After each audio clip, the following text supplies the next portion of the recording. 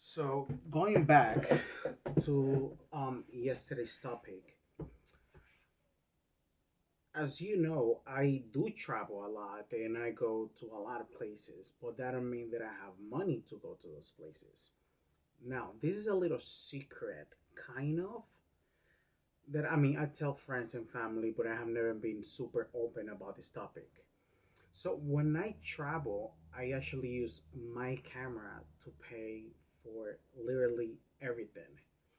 For example, when I went to Peru prior to the pandemic, I stay in Airbnbs, I stay in a couple of hotels, and everything was free. Why? Because I put my camera on the Airbnb host's service or the hotels. For example, like I was explaining in my last video, my yesterday's video, when when I go to travel to a new location or anything like that, and I'm really low on budget, what I do is I look for Airbnbs that they don't have good quality image, and I get in touch with the host of the Airbnb, and I explain my situation. I'm a travel photographer. I'm gonna be in your hometown for X amount of days.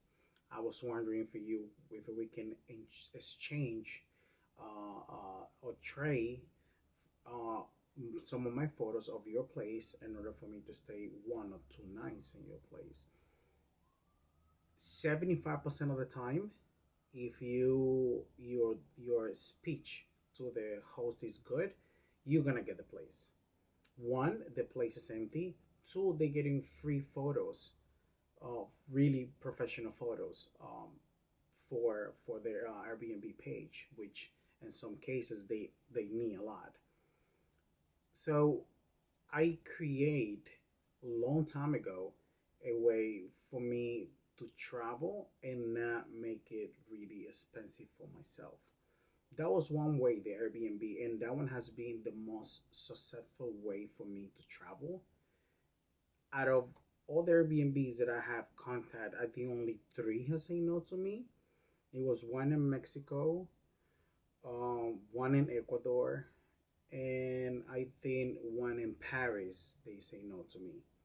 But out of all the places that I have been solo traveling, that I stay in Airbnb, has been free.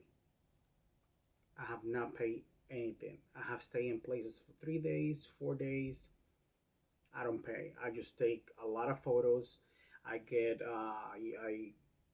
meet up with the owner of the place. I talk to them, suggestions, take pictures here. We take 1 day to do the whole setup, to do the work, and then the remaining of the day I'm just keep exploring the city that I'm at, and I'm staying for free in a place. Hotels is a little bit more complicated because you need to do a delivery date, when you're gonna finish with the photos, when are you gonna take the photos, if they need to be involved in the decision, and so on, so on. My lighting just went out. Wait, and the lighting is back. So hotels, like I was saying, is a little bit more complicated because you need to do like a contract, um, but it can be done. It can definitely be done, and you can definitely travel for free.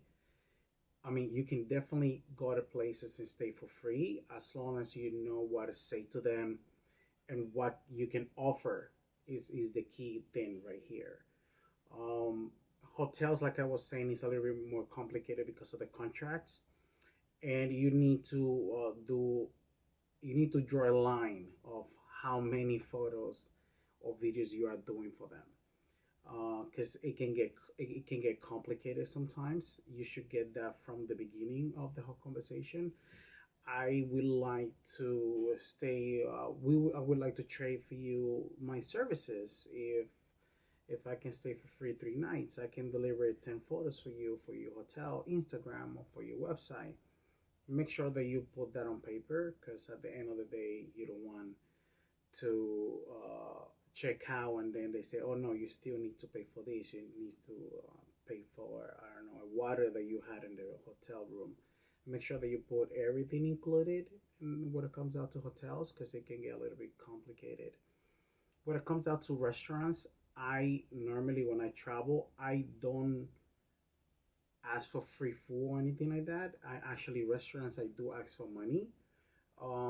When I started doing the whole traveling a lot and trying to save money, I I didn't charge crazy amount for photos in in restaurants, but I did charge. I think, well, I was charging, I think in some places I was charging $5 to $10 per photo, and it was working pretty good for me because it was cheap for them and it was good quality photos.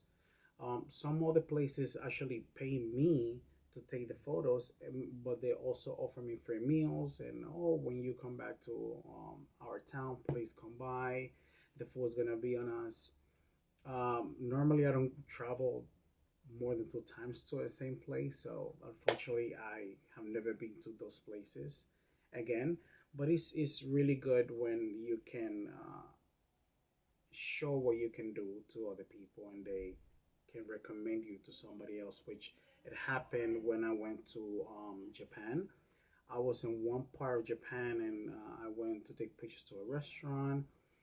They paid me, I think it was like $100 for a lot of pictures, but it was at the beginning of my journey as a travel photographer that I did this. And they recommend me with somebody else in Tokyo. I was in Osaka for 2 weeks. Then they recommend me to somebody else in Tokyo when I got to Tokyo. And it was all based on recommendation. Everything was based on recommendation. So as you can travel for cheap, you can definitely travel for cheap. You just need to follow the right steps, follow, keep keep understanding that you're gonna get a lot of no's, but you also eventually gonna get a yes. So yeah, this is my tip for you, for you to travel for cheap.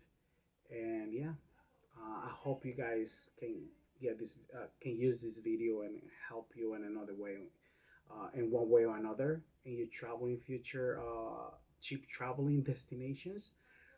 But yeah, I'm gonna try to keep giving you more tips about how I travel a lot and how I save a lot of money when I travel.